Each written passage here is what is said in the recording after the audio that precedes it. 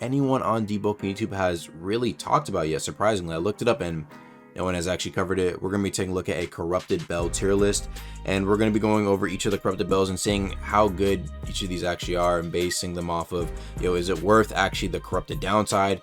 Is the corrupted buff even good? Is it actually worth it at all? And all those factors. So let's start off with crazy slots, right? Now to begin, let me explain how each of the corrupted bells kind of work. Basically, bells have attribute points that they have RNG for, and you can get, like, for example, right, maybe a Kamui that takes you further, but you can't actually use it in combat. But if there's more points put into the ability of it being able to be used in combat, you won't be able to go as far in your Kamui, shit like that, right? So what corrupted bells do, they basically just allow you to have more points to be able to distribute throughout your bell stats, if that makes sense. And so I've heard from people that can actually mess up your crazy slot rolls. You might not be able to get, like, for example, if you have 100 heavy weapon, you might have trouble actually getting those heavy weapons because you have more stat distribution throughout your crazy slots bell. But whenever I was using it, it didn't really seem too bad, and it did make your crazy slots last longer. But from what I've heard from other people who have corrupted crazy slots, it wasn't worth constantly losing like 10% health or getting insanity if you didn't get the right roll. So that's what I'm gonna be putting at mid. Next up, we have Charbo. Trash. I mean, Charbo is the thing about Charbo is that, like, there's only like 2 or 3 variables and how good Charbo can be, and that's if you have like the triple shot or the single one, and like the variants range from, like, I guess how far you go back or how far you go up, and that's what the corrupted variant does. It just sends you further back. It doesn't actually increase your damage. Unfortunately, I know, really disappointing, or else that could have been like good or top tier, but nope, it just makes you go back further. No one's gonna lose 10% health for that shit. Anyway, taking a look at Payback. Payback is interesting. I'm going to put Payback at bad because Payback is one of those bells you're going to be constantly using, right? So you don't constantly want to be giving yourself a bad downside, right? However, there is one very specific Payback, like, long beam variant that lasts for like a long time. I can't seem to find any other footage of it, but yeah, that specific variant seems to be kind of busted, I guess. But besides that one specific variant, you're probably never going to be wanting to use a corrupted Payback bell in the first place, because you're just going to be constantly losing like 10% health or gaining insanity or setting yourself on fire, when the whole point of Payback is be a really good defensive option that also has the chance to do damage to your enemy. Why would you want those downsides constantly, right? So yeah, that's why it's in bad. Next up, Corrupted Reaper. That's also going to be going in trash. Similar reasons to Payback and Charbo, as where the benefits from having the Corrupted Reaper bell, I don't even fully comprehend what they do exactly. I don't think it heals you up anymore. I don't think it makes the radius much bigger. I know there was a super video on that, so what exactly is the point? I don't really know. If it did make you heal more, then perhaps it would go up to maybe like mid or good, but regular Reaper is enough, and a lot of people would agree with that sentiment. So there's no point in you potentially risking having a bad downside to using Corrupted Reaper every time, so put that in trash. Next up, we have Sacred Field. I'm actually going to put Sacred Field as our first good. The thing about Sacred Field I really like is that it makes a really big Sacred Field, which is really nice for team fights, even though I don't really see it used too often. Or it can make your Sacred Field last like a really long time, which is really nice to see too, because you can get those like lingering benefits even after the Sacred Field is over. So that can be really useful for team fights, especially if your Sacred Field happens to be really big as well. So that's why I'm putting it in good. Of course, you can get really trash RNG that can put it at mid, bad, or trash, right? But when Sacred Field is done right and you get like the right roll, I guess you could say, on a corrupted one, it's really useful from what it seems. So that's why I'm putting it in good.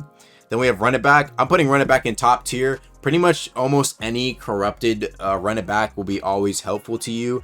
I think the worst variant that you can get is Insanity, and Insanity is not too bad. It can be annoying to deal with, right? That's what I have on my main build.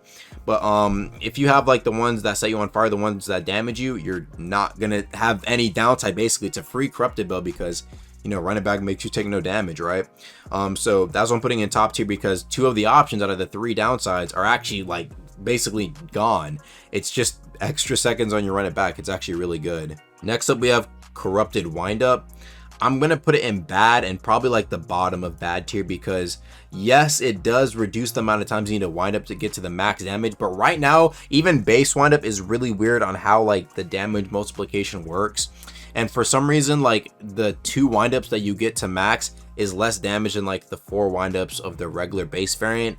I don't know, it's just really weird. It feels kind of buggy, and it doesn't really feel that much useful. It doesn't feel that much more useful than the regular corrupted bell variant. I don't really see why you would want to use the corrupted one, because you're gonna have to constantly be taking in not only the corrupted downside, but the potential fact that your bell could just be parried. So you just lost 10% health or gain insanity or set yourself on fire just for your attack to be parried and for it to do the same damage as windup. If it did more, if it actually like twice as much as the regular windup, I'll put it in good, sure, but it does the same.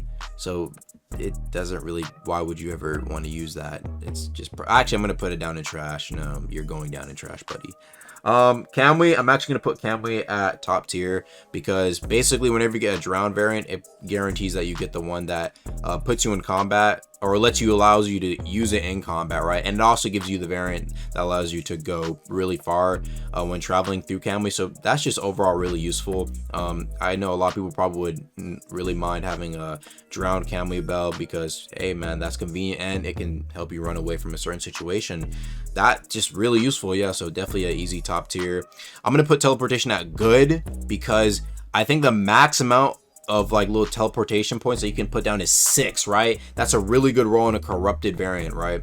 So that could be pretty amazing, but I know some people have gotten bad rolls apparently with corrupted teleportation, right? But the thought that you could put like 6 points in the depths, 6 points in the Etrian Luminant, and 6 points in the Eastern Luminant, that sounds really handy. You could basically just be a taxi for all your boys, or just for whatever counts you need to have transport across Deepwoken. And of course, traveling in this game is really annoying, so that's why I'm gonna put it at good, because you know, it's probably not gonna be that big of a deal, since most of the time you're probably gonna be using it for tasks of trying to get across the sea.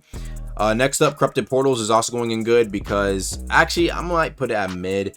Yeah, corrupted portals in the past used to be like top tier, then they nerfed it, and then they nerfed it again, right? And I was actually testing it, and it only really gives you like an extra second, I kid you not, like an extra second of being in the portals like duration, or it kind of makes you go a little bit faster. Not as much as I thought, to be honest, which is quite unfortunate.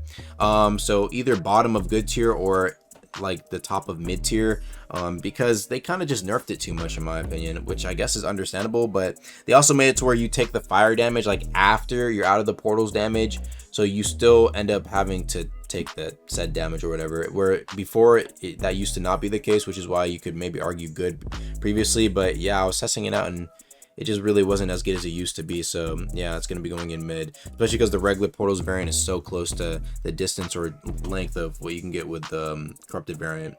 Next up, we have Resurrection, and Resurrection is kind of interesting.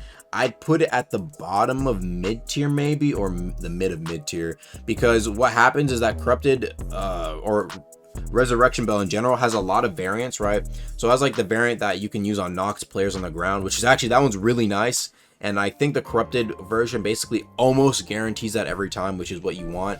And it can also give you like a nice little you know, duration on the Resurrection Belt in general that's longer than the regular version, so that's also nice. So I'm gonna put it in mid, but I know it can be sometimes buggy and not give you that, so yeah, you have to watch it for that.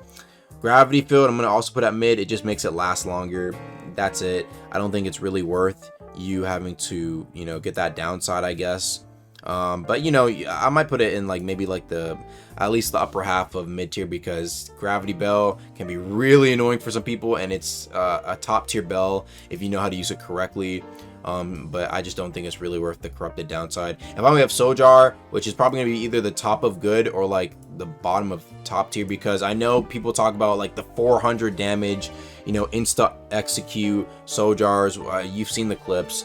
But I mean, once that's gone, you know, it's not really that great anymore. It still does a ton of damage, right? And it's still nice to one-shot people. But I don't really think it's as crazy as it used to be. But still very, very good. So either top of good or bottom of top tier. And that's going to be covering all the corrupted bells. Thank you guys for watching. I just want to go over all my thoughts on all of them, because I haven't seen no other YouTuber do it. Leave your thoughts in the comments down below, and I'll be seeing you guys later. Peace.